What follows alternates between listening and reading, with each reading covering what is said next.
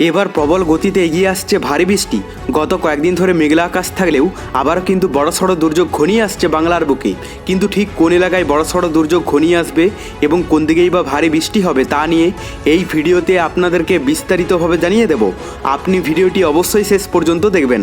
ভিডিওটি ভালো লাগলে একটি লাইক করবেন, আর এইরকমই লেটেস্ট ও হেল্পফুল ভিডিওগুলি সবার প্রথম দেখার জন্য আমাদের চ্যানেলটিকে সাবস্ক্রাইব করে পাশের বেল আইকনটি বাজিয়ে দেবেন।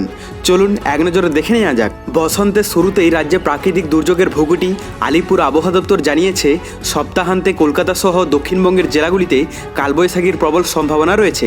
50 থেকে 60 কিলোমিটার গতিবেগে দমকা হওয়ার পাশাপাশি বজ্র বিদ্যুৎ সহ বৃষ্টির পূর্বাভাস দেওয়া হয়েছে।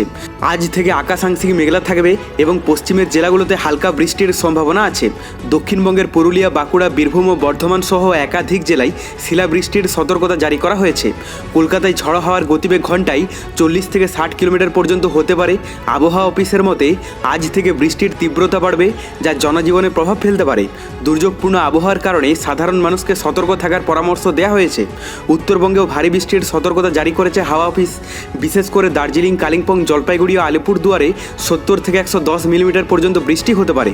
উত্তরের জেলাগুলিতেও ঘন্টায় 50 থেকে 60 কিলোমিটার বেগে ঝড়ো হাওয়া বইবে। শনিবার কালবৈশাখীর পরিস্থিতি তৈরি হওয়ার পাশাপাশি পাহাড়ি এলাকায় শিলাবৃষ্টির প্রবল সম্ভাবনা রয়েছে। তো এরপর আমরা যদি লাইভে আপডেটটা দেখে নিই, প্রথমে আমরা যদি পশ্চিমবঙ্গের দক্ষিণবঙ্গের এলাকাগুলোর কথা বলি, তো এখানে কলকাতা থেকে শুরু করে হাওড়া, হুগলি, চন্দ্রকোনা, বাঁকুড়া, কোলাঘাট, এদিকে খড়গপুর, চাকুলিয়া, উপরের দিকে যদি কথা বলি কতুলপুর, আরামবাগ, বিষ্ণুপুর, বাঁকুড়া, সোনামুখী, বর্ধমান, দুর্গাপুর, আসানসোল, বোলপুর, বহরমপুর, মুর্শিদাবাদ, মোটামুটি দক্ষিণবঙ্গের অধিকাংশ এলাকাতে সেই রকমভাবে বৃষ্টির প্রভাবটা দেখতে পাওয়া যাচ্ছে না। মেঘলা আকাশ থাকবে কিনা আমরা পরবর্তীতে আপডেটটা দেখে নেব। তবে বৃষ্টির সম্ভাবনা অ্যাটলিস্ট সকালের দিকটাতে সেই রকমভাবে পড়বে না। শুধুমাত্র বহরমপুর, মুর্শিদাবাদে কিছুটা হালকা প্রভাব দেখতে পাওয়া যাচ্ছে। বাদবাকি এলাকাগুলোর আবহাওয়াতে সেই রকমভাবে বৃষ্টির সম্ভাবনা নেই। উপরের দিকে যদি কথা বলি মালদা, সাহেবগঞ্জে কিছুটা হালকা ইফেক্ট থাকবে। আর উত্তরবঙ্গের যদি আপডেটটা দেখি, এখানে দার্জিলিং থেকে শুরু করে কালিম্পং, কার্শিয়ং, জলপাইগুড়ি, আলিপুরদুয়ার, কোচবিহার, মোটামুটি উত্তরবঙ্গের সমস্ত এলাকাতে বৃষ্টির একটা আভাস দেখতে পাওয়া যাচ্ছে সকালের দিকটাতে। বাংলাদেশের কথা বলতে গেলে সমুদ্র উপকূলবর্তী এলাকার মধ্যে চট্টগ্রাম, ফটিকছড়ি, মানিকছড়ি এই সমস্ত কয়েকটি এলাকা আছে যেগুলোতে হালকা একটা ইফেক্ট থাকবে। বাদবাকি সমুদ্র উপকূলবর্তী এলাকাগুলোতেও সেরকমভাবে প্রভাব নেই। আর ভিতরের এলাকার মধ্যে অধিকাংশ এলাকাতে বৃষ্টির সম্ভাবনা না থাকলেও বিক্ষিপ্ত এলাকা জুড়েই কিন্তু বৃষ্টির সম্ভাবনাটা পড়বে, যার মধ্যে বিশেষ প্রভাব পড়তে পারে এখানে সিলেট, কিশোরগঞ্জ, হবিগঞ্জ, সুনামগঞ্জ, নিচের দিকে যদি কথা বলা যায় কুমিল্লা, আগরতলা, খাগড়াছড়ি এই সমস্ত কয়েকটি এলাকাতে। বাদবাকি এলাকাগুলোতে সেই রকমভাবে বৃষ্টির সম্ভাবনা দেখতে পাওয়া যাচ্ছে না।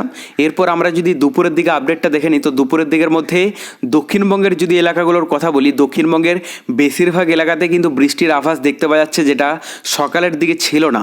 দুপুরের দিকে সব থেকে সম্ভাবনা বেশি থাকবে কলকাতা থেকে শুরু করে দক্ষিণবঙ্গের অধিকাংশ এলাকাতে। আর উত্তরবঙ্গে তো আছেই, সকালের দিকেও পড়বে এবং দুপুরের দিকেও কিন্তু ভালোই প্রভাব দেখতে পাওয়া যাচ্ছে। বাংলাদেশের কথা বলতে গেলে বাংলাদেশের সমুদ্র উপকূলবর্তী এলাকা এবং ভিতরের এলাকার মধ্যেও কিন্তু অধিকাংশ এলাকা জুড়ে বৃষ্টির আভাস দেখতে পাওয়া যাচ্ছে। তো বলাই যায় দুপুরের দিকে পশ্চিমবঙ্গ সহ বাংলাদেশের অধিকাংশ এলাকাতে কিন্তু সব থেকে বেশি প্রভাব থাকবে বৃষ্টির। আর রাতের দিকে যদি কথা বলা যায়, রাতের দিকে একেবারে যে পড়বে না এমনটা না। দক্ষিণবঙ্গের এলাকাতে এখানে বর্ধমান, বাঁকুড়া, পুরুলিয়া, আসানসোল, বোলপুর, কৃষ্ণনগর, হাবড়া, হুগলি, ভাটপাড়া, কলকাতা, কোলাঘাট এই সমস্ত এলাকাতে কিন্তু প্রভাব দেখতে পাওয়া যাচ্ছে রাতের দিকটাতেও। উত্তরবঙ্গের সমস্ত এলাকাতে প্রভাব দেখতে পাওয়া যাচ্ছে। আর বাংলাদেশের কিন্তু অধিকাংশ এলাকা জুড়েই কিন্তু বৃষ্টির সম্ভাবনা থাকবে। তো বলাই যায় আজ সকাল থেকে রাত পর্যন্ত পশ্চিমবঙ্গ সহ বাংলাদেশের বিক্ষিপ্ত এলাকা জুড়েই কিন্তু বৃষ্টির সম্ভাবনা থাকবে। তবে পরবর্তীতে বঙ্গোপসাগরে নতুন কোনো দুর্যোগের আভাস পেলে অবশ্যই আপনাদেরকে লাইভে জানিয়ে দেব। তার জন্য চ্যানেলটিকে সাবস্ক্রাইব করে রাখতে ভুলবেন না।